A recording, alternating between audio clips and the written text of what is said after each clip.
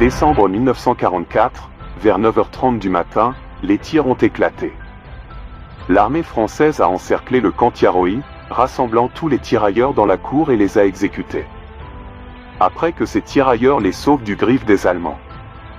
Si aujourd'hui, on parle de République française, c'est grâce au courage des tirailleurs sénégalais, mais la France les a trahis et humiliés.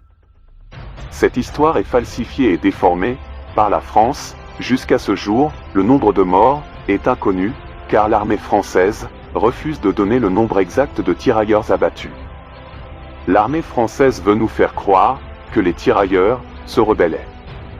C'est une autre manipulation de la France pour se justifier du crime commis à Tiaroy.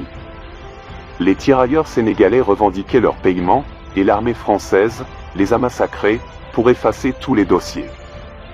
La nouvelle génération doit savoir ce qui s'est réellement passé à Tiaroy. Plus de 77 000 tirailleurs africains étaient partis en France pour le libérer de la domination allemande. Après la libération de la France, les actes de trahison se font sentir. En novembre 1944, la France décide de retirer les soldats noirs des troupes françaises. Cette opération était appelée « Opération de blanchiment ».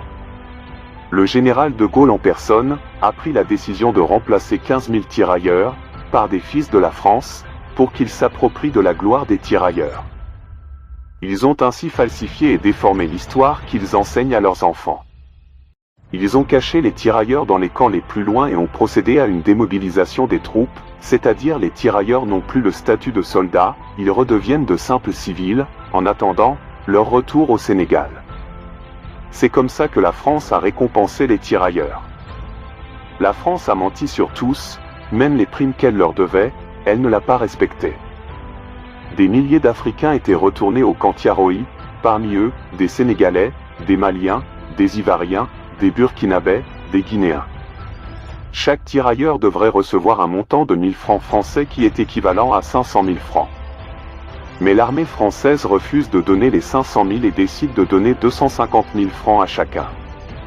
Les tirailleurs refusent de quitter le camp tant qu'ils ne sont pas payés jusqu'à la moindre centime.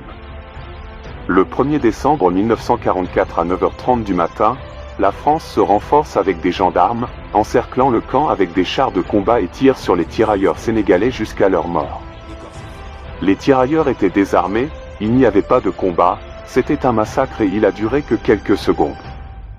La France a menti, ils ont tué de sang-froid ces tirailleurs, qui ne faisaient que réclamer leur dû.